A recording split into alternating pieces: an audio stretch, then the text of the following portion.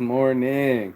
Let's get some boom, baby, boom, rise and shine. Hold on, let me hold still because this internet wants to be. There we go. It's trying to disconnect.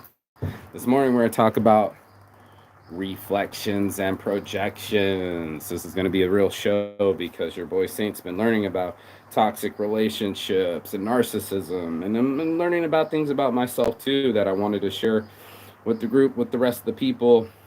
A lot of it was me being a victim of narcissistic abuse, and a lot of it was me looking at myself and go, fuck, man, Mark, that was you being narcissistic too. It was very confusing to me because some of these things interact with each other that I couldn't I couldn't predict. Toxic behaviors you should know. 7 subtle signs of emotional abuse. Let's see, where was it? Trauma and addiction. Maybe we should start with that because it seems to me that we run into both things. And that's what really happens to us. It's like if we have dark triads in ourselves, the dark triads is your narcissism, your Machiavellianism, because everybody's trying to jockey for position. And what was the other dark triad? There's dark triads in all of us. It's this, a psychopathy. So, not psychiatry.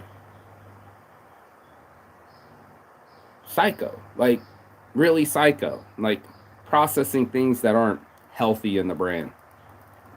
So, let's do this. We're going to go trauma and addiction in the course.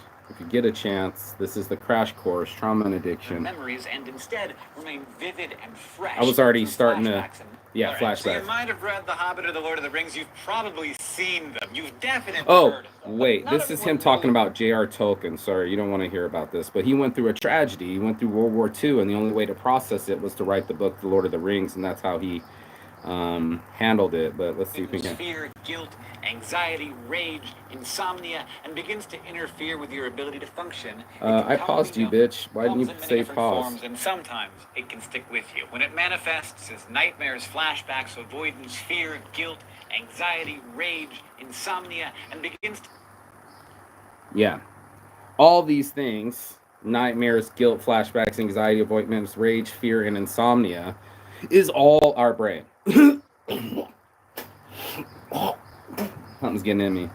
It's everyone's brain. I don't know anybody that's not walking around without regret or some kind of flashbacks, and each one is giving us post-traumatic stress disorder, or PTSD, or CPTSD, which is complex post-traumatic stress disorder. It's hard. Symptoms are classified into 4 major clusters in the DSM-5. One of these clusters involves reliving the event through intrusive memories, nightmares, or flashbacks. The second involves avoiding situations you associate with the event, while the third generally describes excessive physiological arousal, like heart-pounding, muscle tension, anxiety, or irritability, and major problems sleeping or concentrating. So basically, you stir yourself up. And it was tough for me to process this. There's another video I want to play with this, but it started to hit home because they were just like, this is what you can expect from a narcissist. And then it was like some of these things I was guilty of too. We're talking about covert narcissist. Really hard to say. I'm trying to look for the video and get this going for you. Traits of a female narcissist. When a woman is using a man, she'll do this 6 things. Yeah, I think it's this one. Hold tight. Let me make sure. Treating you like a human vibrator while she just lays there. Ooh. What's up, my kings? Your trusted godfather of relationships is back with another brutal truth bomb that might sting a little at first, but is ultimately for your own good. Today's tough topic? Recognizing when you're being used by a woman who doesn't actually care about you as a man, despite what her words and actions might suggest on the surface. We've all been there before, caught up in the intoxicating rush of a new connection and bond, blind to the red flags frantically waving in our faces. The high of newfound intimacy and attention can make even the most logical, level-headed kings ignore their gut instincts, screaming, "This ain't it, bro!" This ain't it, bro. But ignoring those warning signs is how too many men end up stuck in a toxic situationship.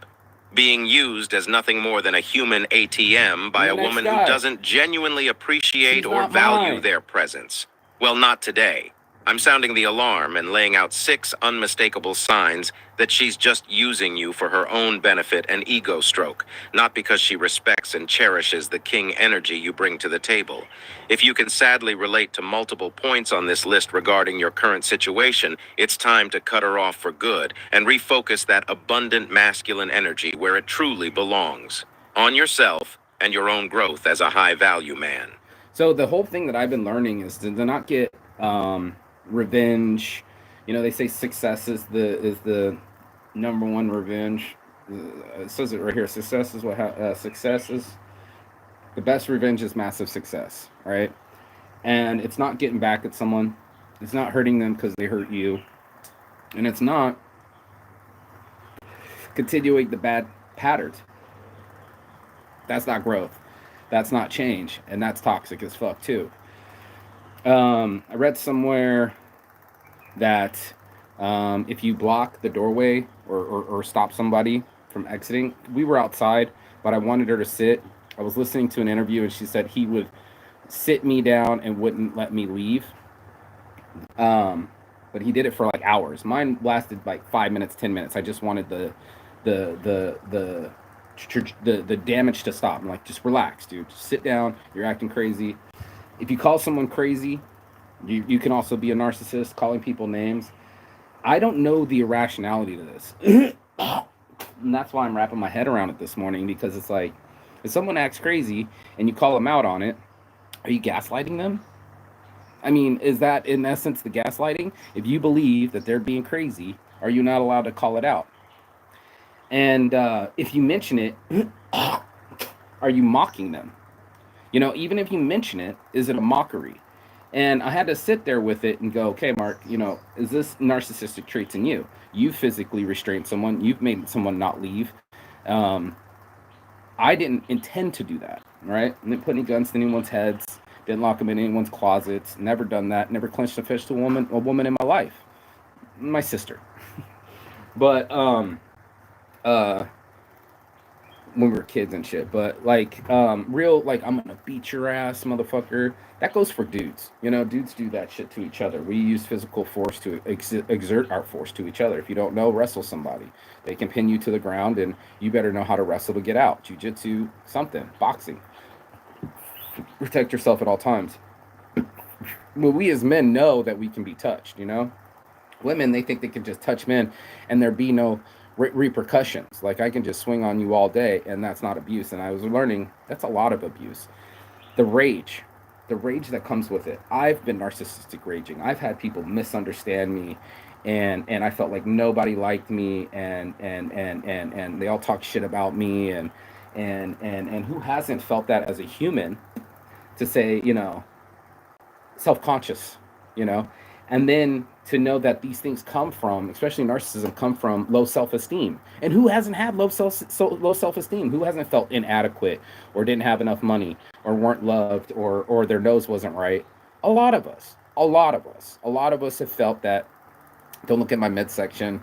You know, I'm very self-conscious of my midsection, so I do a lot of abs and shit, but it's like, as soon as I get fat, people can't wait to just point at my abs and go, you're fat. And that's been my whole life. I was a fat little 10-year-old, you know, it just reflects in me. So reflections and projections, reflecting it to me in my childhood, it's like, okay, especially if you have narcissistic parents, you're going to see traits that make you feel special. I always felt like a special kid. My mom, oldest, you know what I mean? And mom always doted over me, and in that Oedipus complex, I expected women to do the same. If you really loved me, you'd love me on the level of my mother, and if you didn't, then what kind of love is that? You know, it's been exhibited to me at that level. Why wouldn't I expect it at that level? Let's go. And also, why wouldn't I focus on myself? That was another thing too. I noticed that in my narcissism, I was obsessed about what this other person was doing, or how they were responding, or what was going on with them, instead of what was going on with me. And I'm working on my business today. Luckily, Milton comes here today, and Milt the Stilt gets here and helps me code these websites. But that's what I've been focusing on. My health, me personally. There's no one here. I have no distractions. Literally, no friends. My whole gangbang crew's gone. All I have is me, and me to sit with, and me not to have more things to do than this person. Before I met them and before my life was involved with them, I had a life, and it was high time that I concentrate on what's it like being alone and not having to chase tail and not having to get my validation from someone else or get a narcissistic supply from another person. I don't need to meet someone and go, oh, you make me feel so safe. Wait, no, I loved the other guy last 3 months ago, but then your next 3 months, and then your 3 months is I don't love you anymore, and now it's on time for the next guy, and he's gonna and then he's gonna be my supply. And I didn't want to use people as soul toilet paper, to wipe my ass with souls. I wanted to be more honorable than that. And then even though I make mistakes and some of my actions might not be as honorable as I like them to be or be as saintly as I pretend to be, I like to think that I have some sort of moral code, And I had the conversation and I was like, look, listen, I'm not celibate. I'm having great sex and I'm going to go continue having great sex. I admitted it. Next thing I know, it got perverted and like you cheated on me. Like technically you cheated on me, rolling off on a bike with some other dude, and you're still doing the same thing. The power shift, the power dynamics of who we give our energy to, and how do we focus that energy really struck out to me. I was just like, this is a emotional hostage situation. It was totally hijacked my shit when I thought I had it together. Not for nothing. I had happiness. I had friends. I had a social life. I have my business. I don't have to finally fake it. You know what I mean? You don't have to fake it anymore. My businesses aren't that successful, but they're mine. They're my logos. And I didn't want to be a culture vulture or imposter syndrome or steal anybody else's confidence. I had to build it myself, and it was in me. Mm-hmm. But I've also lost it. You know what I mean? Especially after losing my baby. With these things on the line, I had to ask myself what was really happening, and this is what we're gonna do. Sign number 6: the love bombing to distant hot and cold cycle. Bro, first she loves you, then she loves you not. Yeah, you love me, you love me not. You love me, you love me not. Came in so hard. Oh man, I can feel you're really safe. I really like you. I'm sleep with you in the first 6 hours. This is how they beat you. This is how to get you enticed, because now you're getting your supply. You're like, well, shit, man, I'm getting sexual gratification with somebody that really likes me and loves me. Then it comes into a cycle of devaluing. All right, love bombing happens first, then they devalue you, and then they're gonna be like, you don't have enough mosquito net. Your bathroom's too dirty. You spit too much. It just starts slowly picking you away, and you're like, this is just who I am. I haven't had anybody else complain. Being in this bungalow, everybody's been pretty appreciative just to have a nice bed to sleep in, but that's just me. Idealization to devaluation on a dime. She's keeping you hooked and walking on eggshells, desperate to regain her favor. But a woman who truly values her high-value partner wouldn't play these toxic mind games. Her adoration for you would be consistent, right, not doled out like rewards for good behavior. If it was real love, where'd you go? Where you at, though? Sign number 5.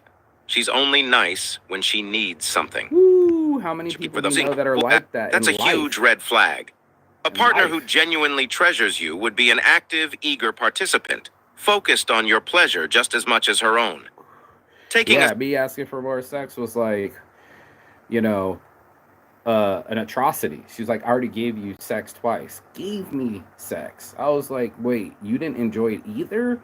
The fuck? We had sex, not gave anything. I gave you sex back, I guess. Like, what? It was just a gift instead of a reward or something to be enjoyed mutually. I was confused by it, bro. Selfish, one-sided approach to bedroom activities signals she doesn't truly care about you or your needs, just using your body for her own gratification. Or not. Sign number 3. She avoids the talk like the plague. Where's this going?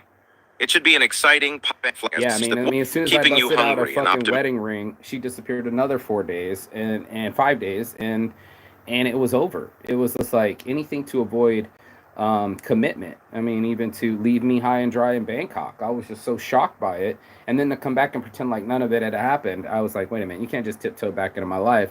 Tried tiptoeing back in my life, and now it disappeared like a fart in the wind. That her words will translate into concrete actions and your dreams coming true. But that one day, she keeps vaguely referring to somehow never actually arrives, Right. We're does gonna it? get married. I want to marry Weeks you. turn into months, turn into years, and you're still stuck in the same nebulous, unofficial limbo, despite her continued lip service about making things real eventually. Right. The reason she doesn't follow through is because she's perfectly content to keep stringing you along indefinitely while reaping the benefits of your attention, resources, intimacy, and commitment without actually having to put in equal effort or make you a permanent priority. Thank you. As long as she Permanent priority, bro. That was a huge part. Was not a priority from the beginning. Anything could be taking. I've already been here too. I've already spent all my time with you. I was devalued, and what was the thing? The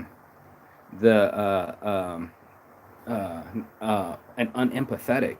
There was no qualms about it. My feelings were hurt. She didn't see it, didn't care, and just kept going. acting like you're just her friend or side piece whenever you're around others important, one looking to take advantage of you. So this is just I flew through it. But that was part of it. This is what I did. Traits of a female narcissist. Is it this one or this one? Low self-esteem, no, self-worth or self-respect, absolutely no empathy. It's just, again, it's like a child that's begging for attention, and that's really what the female narcissist is. And then they flipped it to me, and I was like, look, I need more sexual attention. And she was just like, you need validation. And I'm like, I need completion, man. If my dick gets hard out in the ocean, it's your job to get it down. And had no qualms about me getting hard every time I kissed her or some shit like that. It was just like, it was a chore to have sex with me. It was a gift if it was given to me. And by the way, you can be naked on a fucking beach under a full moon and not get none. It baffled the fuck out of me. The next thing that is really different between the male narcissist and the female is she is catty. She is catty, she is insecure, she is a bully, 1,000%. Now, yelling at me for putting the fan on her. Like, come on, man, it's just a fan. It didn't hurt you. Oh, I could get a cold. It was just a whole yell situation and a beatdown situation, and I was just not for it. Catty, can be mouthy, can say the rudest fucking things and get away with it, and you're just like, dude, don't talk to me like that. I said, don't flex on me. You ain't got it like that. Is exactly what I told her. She was yelling at me, and I left. But the abuse that I allowed to happen is really was shocking to me. The reflections and projections. When someone projects, you don't do anything for me, you don't love me. Was another comment that was made because I didn't have the mosquito net up or the bathroom wasn't clean enough. And and even me talking about her now, she'll get joy out of it. You know what I mean? That she's still on my mind. Yeah, you're still on my mind because I'm like, how did that happen? How did you stay in my arms and say, let's get married? Yes, and wear the ring, and then be gone in the next 5 days. Who does that? Who comes all the way to Bangkok with my logo painted on her ring finger? No, she's about to get proposed to, left me high and dry in the hotel and still want to talk about it. My baby's as good as dead. This is crazy to me. I've just been like, who does that? What was that? Why all the surgeries? Is that the low self-esteem? Am I being a dick for mentioning it? Am I now being the abuser because I'm mentioning it? I have to ask myself that, because it's like, am I educating people or am I reflecting? You know what I mean? It's one of those things where I was like, has anybody ever seen that? First it was the push off, then it was the kick past the head, then, you know what I mean? Then it was the full on hit and attack, then it was the full on restraint, headbutt kicking in the nuts. That shit happened, bro. It just escalated. The amount of abuse escalated. I feel abusive because I restrained her. The sixth time it got aggressive. All the other times, walk away, turn my back, not do anything, stop, don't hit me, even though you try to kick my head off like a soccer ball. Yeah. Pass, and then it was a stop. And it was like, stop. You need to stop. You need to stop right now. I'm not going to allow you to kick me in the nuts. I'm not going to allow you to fucking headbutt me. I can restrain somebody, including a grown-ass man, and pin them to the ground. I didn't pin her to the ground, but I'm like, just sit, stop. It wasn't happening. And all these things just so fuck with me so hard, because I'm asking myself, why am I dating my mama? Why am I dating women that are like this? Am I narcissistic too? I have narcissistic parents. They made me narcissistic. We're two narcissists dating each other. I think about my rage when people don't understand me, how many times I've raged out in the past, calling myself out on it now. You know what I mean? Like when I was a kid, or my siblings didn't do what I wanted them to, or my brother, hey, you got to go do the dishes, and he's sitting there watching TV, and I go over there, give him a dead leg because I want him to do the dishes now, and I'm being a bully, but I got to get the fucking chores done because that's my job, or I took it as my job. You know, they're like, make sure that the kids get all the fucking chores done. Now I'm an abusive manager. I'm a bully. I force people to do things through fear and intimidation and physical violence. And I'm like, then you're being the narcissist, Mark. Maybe that's why your siblings still don't talk to you.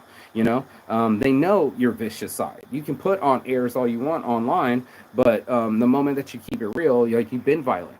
You know, you've been handsy in relationships. That was my marker. It's just like, as long as I don't beat a chick, I'm doing way better than my father, right? It's still not enough. There can be emotional abuse where you start picking people apart and telling them about themselves. You're like, wait a minute, you're fucking batshit crazy, and you're an ex-sex worker, and you're abusive. And it's just like, I call it out. Am I calling it out, or am I also being a narcissist and devaluing her? It was a kind of full cycle. All had moments when we gossip and we're probably not proud of it. And when we're doing it, we know we feel gross and that we shouldn't be doing it, or we just feel that pit in your stomach. And I know for me, if I've ever been gossiping, there's always a moment where I'm like, I don't want to be doing this anymore. Like, I don't feel good about it. I shouldn't be judging someone else. Like, and to be honest, it's completely irrelevant.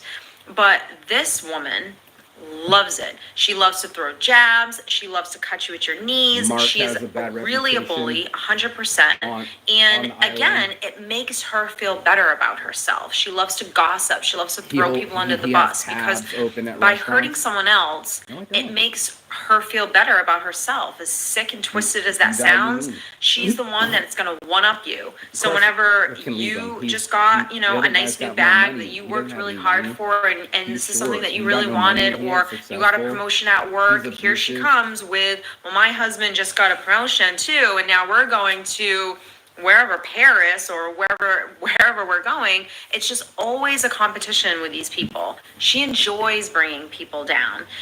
I don't really like enjoying bringing people down. I don't mind keeping it real and check a bitch like a smog, but I definitely gossip. I'm human too. I've said bad things about bad people and it reflected badly upon me. That's why I don't like him. He's a dick. He makes me a dick. People I don't like. People I call out. And when I do it, I don't make myself look better by pushing anyone else down. In this fact. So I'm just reflecting on this because, like, in my own narcissism, which I'm aware of, you know, I don't want to sit here and go, oh, I'm perfect. No, man, there's a lot of things that, of course, I needed to believe in myself, you know, and I didn't really think I could achieve it this far. It was kind of like the possible journey, but it's also woke me up to some humility and some ego deaths and some, if I was so successful, she'd be here. You know, if I had been better, right? You try to fix yourself. You like try to fix all the things that are wrong, especially around narcissists. Okay, if the mosquito net is up and the bathroom is clean and there's sheets on the bed, then that should fix everything. And then it was never enough. It was always a constant critique. And then I get on it too when I got attention to detail, and I'm like, there you go, you're doing it again. You're making jokes. You're being sarcastic. You're being emotional. And then I got called out for being toxic positivity, where I'm like, I just want better moods. And then I watch these videos and they're like, these are people that you can never improve their moods. They're always moody and doing shit. She enjoys causing drama. That is definitely the sign of a narcissist. And always. To be honest, even if someone is not narcissistic, the woman that causes drama, the woman that sticks her nose in where it doesn't belong, the woman that's gossiping all the time, the woman that's constantly throwing jabs at people or cutting people at their knees and saying the most hurtful things that you could ever say, that is a woman that screams insecurity. And there's that quote, you know, insecurities are loud and confidence is silent. So it's like when you meet that woman that is constantly trying to one up you, constantly just, you know, is jealous of you, then you know that you're dealing with. I don't know if anybody was jealous of me or not, but that's narcissistic to think that in itself. Well, they must be jealous of me. But the what was she was just saying when she just said saying the most hurtful things that you could ever say, that is a woman that screams insecurity. And there's that quote, insecurities are loud and confidence is silent. So it's like when you meet that woman that is constantly trying to one up you, constantly just. Yeah, I used to do that a lot. I think it's a Southern thing. Oh, I got a cousin in college too. Or, yeah, I've been to Machu Picchu too. I couldn't wait to tell my stories. I was on the phone with my friend the other day. I haven't talked to her in a long time, and she was with some girl I never met. And she kept getting into the frame, and my friend kept scooting out, and her face was like literally on her face. She was literally trying to kiss her in her ear, whispering. Took over the show, told me how she started a. I was talking about Thanksgiving, and she went on a whole thing like, I did this, and there was a DJ, and this, and this. And I was like, that's what ego sounds like. And people will listen because they're polite, but they won't call you out on it. And like, thanks for the ego trip. They won't do that, and maybe they should, but it's like something that we don't do. We don't inform the person that they just mic hogged and stole the limelight and made it all about themselves. And I didn't even know the chick. I seen it with my own eyes, and I tend to do it too. I'll be mic grabbing, and I don't mind the limelight, and I think I tell good stories, and that I'm funny, and I'm gregarious, and I'm over the top, and if anything else, I would probably call myself a grandiose narcissist because I believe in big dreams and that big things can happen, and that I'm the person that it's going to happen to, right? Is jealous of you, then you know that you're dealing with a narcissist. And the reality is, the reason why she does these things, the reason why she wants to flaunt herself and, flaunt everything she has and cut people at their knees and say the most hurtful things and be so passive aggressive with her comments, or just, if she says something positive, there's like 10 other negative things that come with it. The reason why she does this, because she's jealous of you. And the fact that she's jealous of you means that she knows that I was happy, consciously, unconsciously, who knows, that she's never going to be that woman. So a lot of the times when you come across a woman that, is very jealous or insecure in that moment, but afterwards I was like, man, I should have put my hands on her, and I felt really bad about it. I'm like, Mark, you're doing it again. You're doing it again. Another Aquarius, and it got handsy over a baby, and I'm like, fuck me, man. I can't seem to do it right. And the first thing I do is I check myself. I blame myself. And I think a lot of men do that, especially if you're empathetic. And I guess that's why they call them empaths. I'm an empath. I'm so narcissistic, bro. You weren't empathetic when you were committing road rage, homie. Where was your empathy then? You know what I mean? Like, you fucking straight whipped and dipped and skipped. And now where you at, though? And there's a lot of times where you can even do virtue signaling or do even something nice for someone. It's usually the loved ones that are getting abused. It's not the stranger that you let in, the old man with the cane to get in the barbecue line. It's the way you treat your friends that just blocked you and called you out for being a narcissist and you didn't want to hear it. I can hear it from my friends. Just like I was talking with my friend. I think I'm going to go for an hour right now. Michelle, when I was calling her, and she was like, oh, they asked me if I was a racist bitch, because she's a white girl and she's working with the homeless and it's a government job, and they were trying to bait her.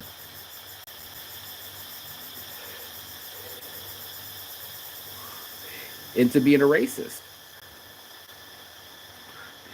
And that's some real shit. And I said, Michelle, I'm sorry, bro, but that job is a racial position. If you're a cop, if you're a parole officer, if you're a fucking a guard at a fucking prison, you will have to see the reality that it is segregated. They segregate themselves. There's the whites, the blacks, the Mexicans. And you can be mad that I call them whites, blacks, and Mexicans. They're not calling themselves Caucasians, Negroes, and Hispanics. No, ma'am, no, sir. They're calling each other the worst of the worst. And you need to be aware of that. You need to know if you're going to be around a bunch of different races and that they'll be racially slanging you, especially when I feed the homeless. I've been punched in the chest, had a banana thrown at me, girl ran off naked, and the cops tackled her, the whole bit. I fed the homeless for 10 years, bro. Trust me, it's coming for you. So do you get offended that the question was asked? Or are they trying to check you to see if you're getting offended? And I was like, she was like, that's why I have my real friends, because they can talk to me real. And I said, yeah, you personalized it. You thought you were just some white neo-Nazi white girl. No, bro. They want to make sure that you don't have white supremacy in you. And they asked her that question. She's like, oh, we're turning it into a communist state that you can just ask me anything on the third interview. And I went just like, hey, bro, no offense, But if it was my child, I'm doing more of a background check on you. If it's my kid and you're in a power position like priest, teacher, Camp Anawana, we hold you in our heart. No, bro, you're getting checked like a smog, bro, and unfortunately, way up anal probe. And does these hurtful things, and you take them personally, if you just actually understood that the reason why she's doing it is because she's jealous of you, and the reason why she's jealous is because you carry certain traits, certain qualities that she'll never be able to have, because she doesn't have the self-awareness to know what's wrong with her that's causing her to not be that person. And that's what it's going to take.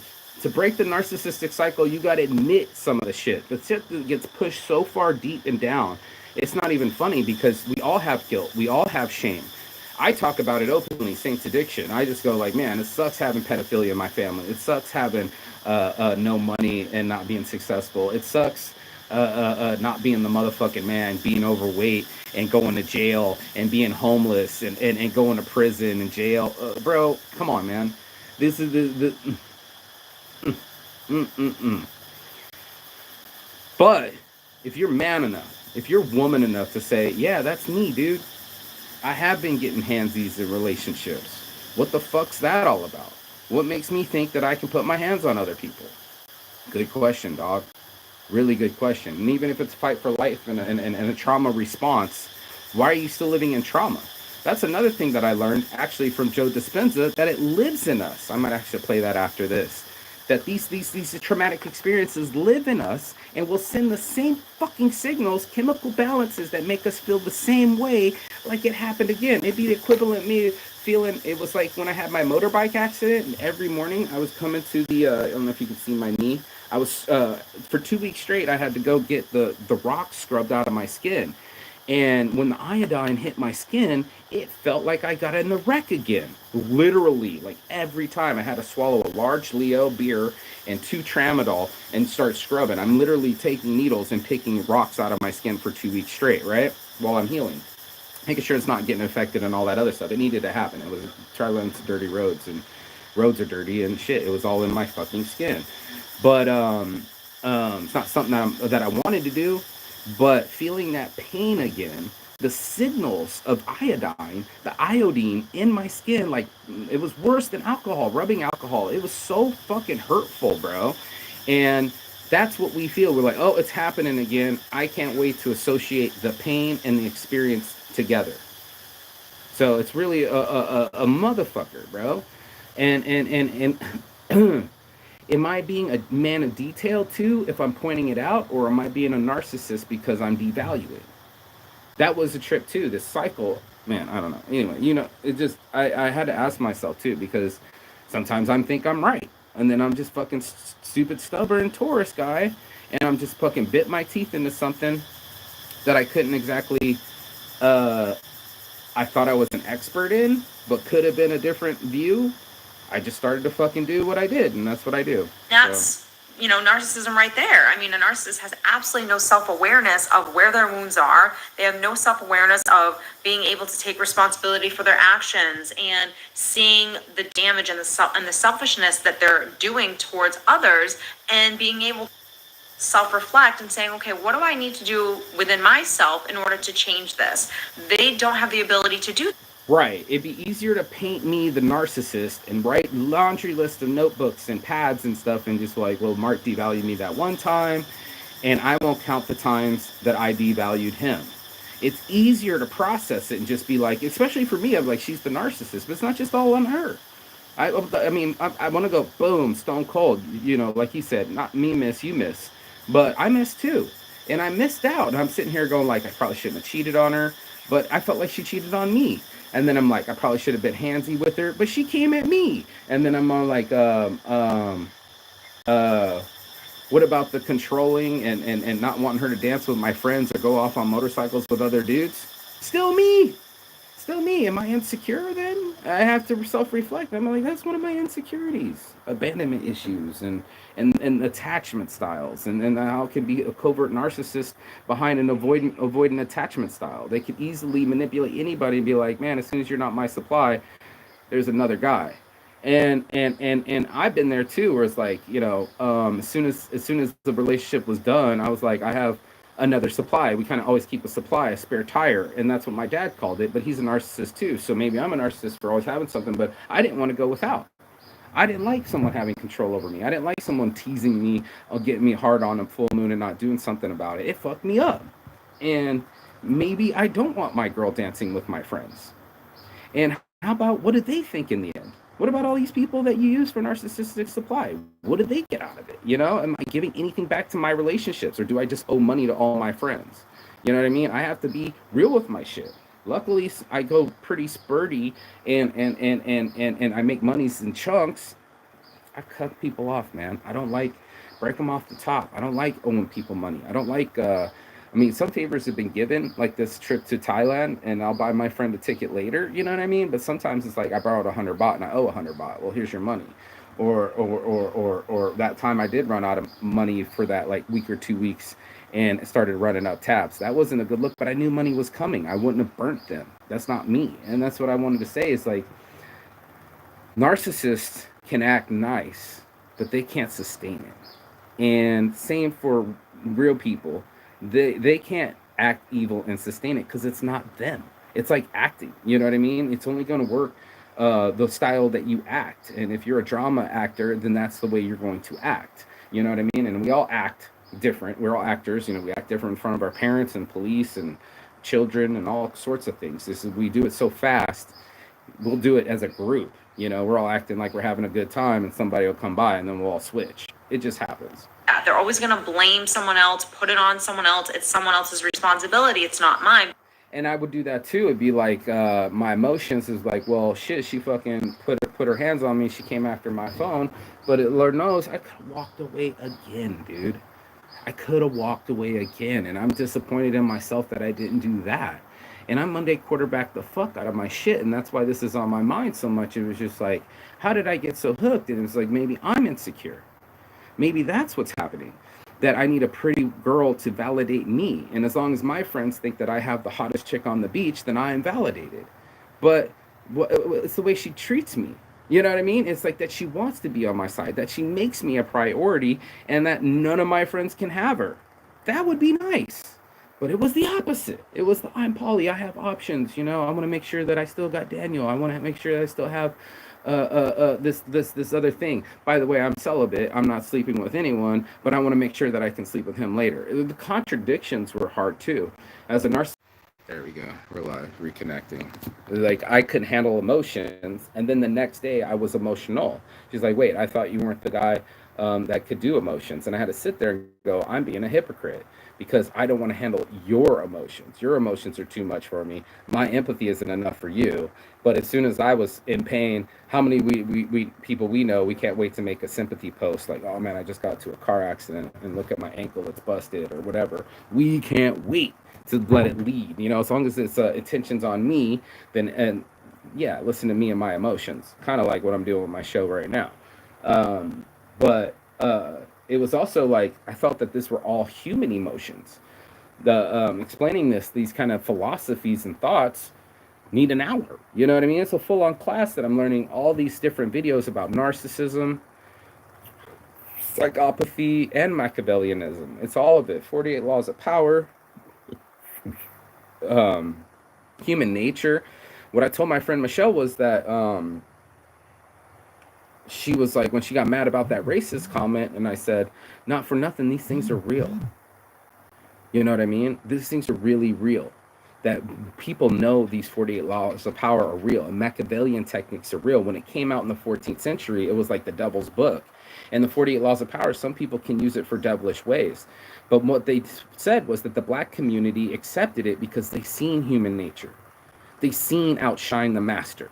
You know, when everybody's watched 12 Years a Slave, as soon as he found a way to float the logs and make it easier, they're like, oh, you're a smart N-word, right? Oh, you one of them. You're a clever one. Now we got to beat you. Now we got to control you. We don't want smart ones. We just want people, we want the ones that work hard and don't talk back. You don't want to outshine the master. But a black person has seen that firsthand in real life. Oh my God, you're really like that? Who are you? You're everything, bro. I'm here to tell you, mostly saints, you are your halo and your horns. And it goes first to say halo because we like to think that we're so pious. And it's not me. It's not me. I never yell at my kids. I never get frustrated. I never said. I saw the other guy go. He actually pushed his daughter down at the embassy. I couldn't believe it. She ran off and she kind of came towards me and just being lighthearted. Get back here now! And because she didn't get it, he kind of pushed her and she fell over. And her mom was gone and everything. And he's get up, swinging around my arm like that's your daughter. But because you're frustrated, you only feel your emotions. You don't see your daughter. And I've been there before where I didn't see a person, right? I saw an enemy. I saw a complication. I saw something I had to get around, something that was frustrating me. I didn't give it any empathy, and neither did he. And that's sad to say. I've walked past some homeless people too. Not everybody gets a dollar. Sometimes you just look out your window and roll it up. Where's your empathy then? And then we want our happiness, but the only way to get it is by giving. The only way to give is by gratitude and appreciation. That's the only way. I'm giving you my life hack here. The life hack of life hacks is gratitude. Because once you give yourself some appreciation for things, the small things start to count. And then you don't count the things that didn't happen. You count your blessings and not your stressings. You start reprogramming your brain to be appreciative and also probably be a little bit more lenient. That's something I also found narcissists can't do. And me as a stubborn bull, I wasn't very flexible. I didn't give it people a lot of time. I was too frustrated. I'm like, hey, it made sense to me. Why aren't you as smart as me? You're stupid. Make it, come on. And I started talking down to him and let's go. Come on. Like Michael Jordan. And I'm like, what the fuck? Yeah, not everybody's Michael Jordan. Michael Jordan.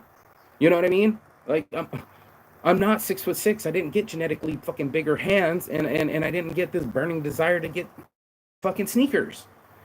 But he wants you on that level. He's pushing you to that level, and in a way, fucking Aquarius is, it can't get the best out of you. I mean, don't you want that from your coach? Come on, Rock. You're nothing but a bum. Is he your coach or is he your narcissist? You know what I mean? Like, is it positive? Did it work? Does it work? For some people, is it tough love or is it abuse? Sometimes it was just abuse. It was just using might is right, and I can fucking punch you, give you a dead leg to make you do the dishes. Not the business.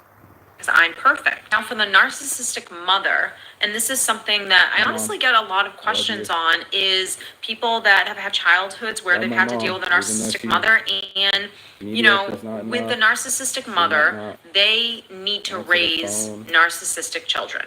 So it doesn't mean every single child is going to turn out to be narcissistic, but they're definitely going to find that one child that is their golden child, that they're going to enable, they're going to baby, they're going to maybe shower them too much. Here's the thing with raising children, and if you're a good parent, you know this. And everybody's mad at my mom because all children need attention, but too much attention and too much praise, and too much putting on a pedestal and enabling and helping out and not. And I am, because my mom's on my corner, but when she called me for an hour and a half in Malaysia, I was like, Mom, I gotta get off the phone.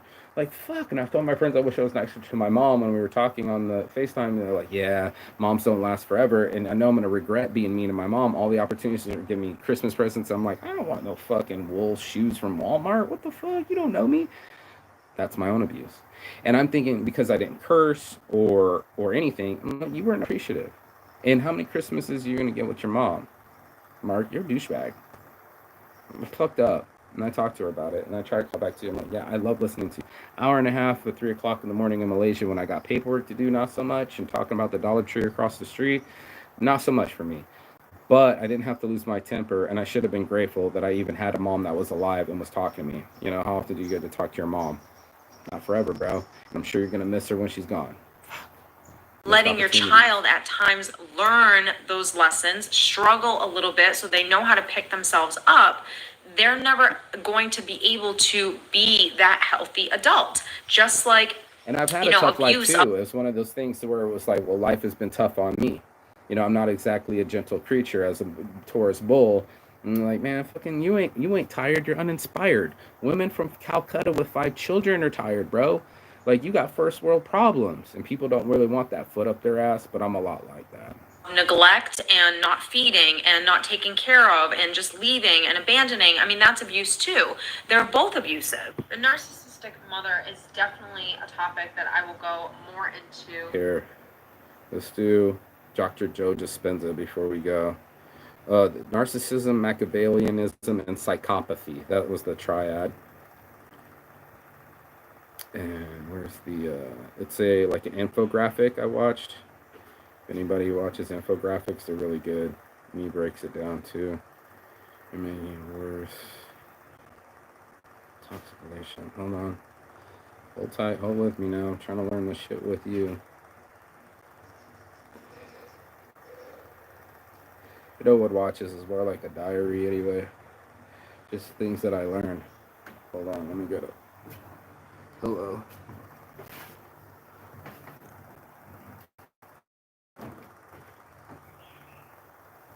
Choose to want, you end up. The after schools. I'm just gonna let this roll for 10 minutes. Let's go. We have three types of stress that we process in the physical body. We have physical stress, that's like trauma, accidents, injuries, falls. And then you have chemical stress, like toxins or pesticides or pollutants or viruses or bacteria or hangovers or nutritional deficiencies. And then you have emotional stress, right? And emotional stress could be family tragedies, car accidents, second mortgages, single parenting, 401ks, whatever that is.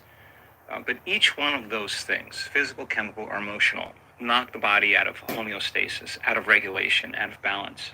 The innate capacity of the body when it's not overstressed is that it wants to always return back and regulate. It wants to return back to homeostasis. It wants to return So back you're to normal. order.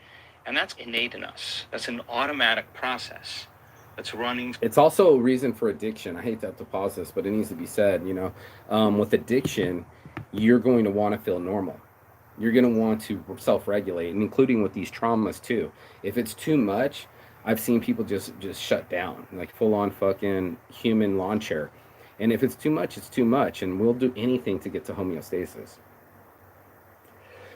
We'll eat, we'll masturbate, we'll do all sorts of stuff. So that's part of it. Through the autonomic nervous system. So we could say the job of the autonomic nervous system is to create balance and regulation and homeostasis, and it's automatic. And there we go. It went on live again. Hold tight. Under the thinking neocortex, and it's called the chemical brain, or the emotional brain, or the limbic brain, or the mammalian brain.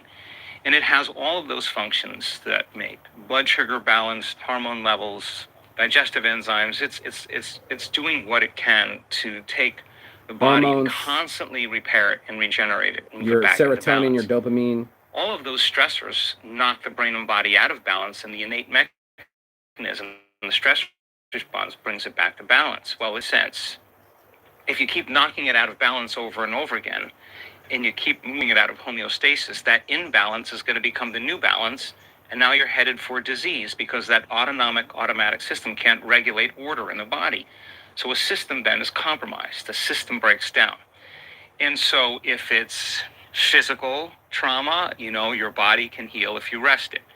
If it's chemical imbalance, you take your pharmaceuticals, or you take your nutraceuticals, your vitamins, your minerals, your mushrooms, you intermittent fast. You do anything you can to get the body back so that it's using more energy for growth and repair. But the big factor is emotional stress. 75 to 90% of every person that walks into a healthcare facility in the Western world walks in because psychological or emotional stress. Pretty much 4 out of 5 people, what's really causing their health condition is that they're emotionally stressed and emotionally out of balance. Okay, so what are the emotions that are connected to the stress hormones? It's anger, it's hatred, it's frustration, it's competition, it's control, it's judgment, it's envy, it's jealousy, it's insecurity, it's fear, it's anxiety, it's worry, it's angst, it's hopelessness, it's powerlessness, it's guilt, it's shame, it's unworthiness. And psychology calls these normal human states of consciousness. These are altered states of consciousness. So our response to someone or something in our environment, or our response to our own thought, an image of what could happen in the future, a memory of the past, could actually cause chemicals to be secreted from the brain that causes the body to actually believe it's living in that same environment of fear or danger, right? So that thought, when you're seeing that thought in your mind or remembering that image, it's the image and the emotion, it's the thought and the feeling, it's the stimulus and response that's immediately conditioning the body into that state of imbalance. So it's a scientific fact that the long-term effects of the hormones of Hi, stress Kitty. push the genetic buttons and create disease. If you can turn on that stress response just by thought alone, your thoughts are literally going to make you sick. Next fundamental question is, okay, if our thoughts can make us sick, is it possible that my thoughts could make me well? Well, if that's the case, then I'm going to have to manage my attention, and I'm going to have to manage my energy, because where I place my attention is where I place my energy. And I'm going to have to inhibit that thought that has conditioned the body to subconsciously be the mind. And the body's so objective that it does not know the difference between the real life experience that's creating that emotion and the emotion that person is fabricating by thought alone. To the body, it's exactly the same. The thought is So real. the body's believing it's being chased by a predator. The body's believing it's in an offensive situation where it has to attack. The body's believing it's constantly needing to be ready, and it's constantly out of homeostasis, it's constantly out of balance. It's in emergency, it's in fight or flight. It's a different system in the autonomic Limbic nervous system system. where you're stepping on the gas, where you're mobilizing enormous amounts of energy for some threat, some danger, real or imagined. But that thought and the feeling, the image, the emotion, the stimulus response is conditioning the body to automatically be the mind of that emotion. Now the body becomes conditioned and addicted. Now this gets to be a problem That's the because people addiction. get addicted to their own thoughts. And they become addicted to the life they don't even like. Because the Wow. response to the coworker, to the boss, to the ex Wow. is actually I giving them a screenshotted rush of that. energy, a rush of adrenaline, and they're associating that rush of energy with some problem or condition in their life. And now come time to change. This is where you get addicted to and drama. manage your attention and manage your emotion. It's no different than breaking addiction to anything. There's cravings. The body wants to return back to how it's been conditioned, into the familiar past, into the known. The body starts saying to the mind, you can, it's too hard, you'll never change, this is too uncomfortable, I don't like this, go back to make the same choice, do the same thing, create the same experience, feel the same emotion, so that you can return back to the known. And that's how people seamlessly return back to that same identity. That's their new normal. We only accept, believe, and surrender to the thoughts that are equal to our emotional state. What the fuck? We'll never accept, believe, and surrender any thoughts that are not equal to your emotional state. So you could say, I'm abundant, I'm eternal, I'll live forever, I'm healthy, I'm wealthy. And if you're programmed your body into that emotional state, it's going to say, you're not that. Take a person whose identity is resentment and their identity is anger and frustration and betrayal. And you ask them, why are you this way? And they'll say, I'm this way because of this event that happened to me 15 years ago. Stronger the emotion we feel from some event, the more altered we feel inside of us, the It's more still in that us. chemical continuity is disrupted from something that surprises us, that alters our state, the more the brain freezes a frame and takes a snapshot. That's called a memory. But the problem is that we think about that event over and over again after it happens. We're producing the same chemistry in the brain and body as if the event was occurring. And so the body is conditioned literally into the past. So you say a person's resentful about everything. They're seeing their life through the lens of resentment and frustration and anger, and everything's upsetting them. Well, that's a self-fulfilling prophecy. You say, okay, now it's an addiction. You got to change that. And the person goes, oh, okay, that makes sense. Now that you got to get out of the bleachers on the playing field and say, okay, these emotions could literally have something to do with my health.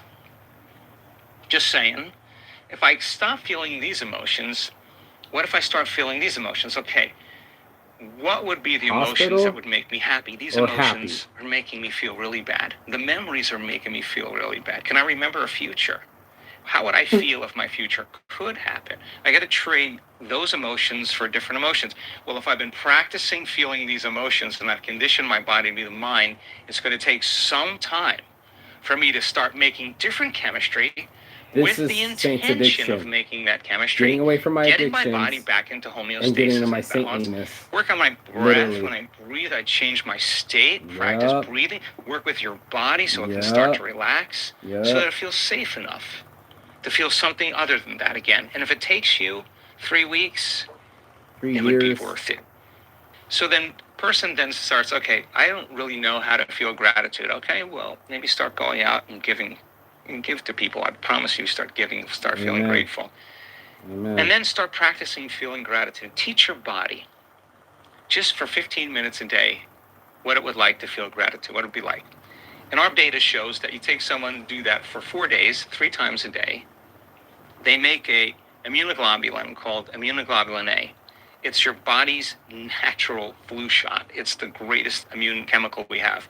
50% increase in the subjects we studied in 4 days. Immunoglobulin A, up 50% in 4 days. Where is that chemistry coming from? They're not taking anything. It's coming from within them, right?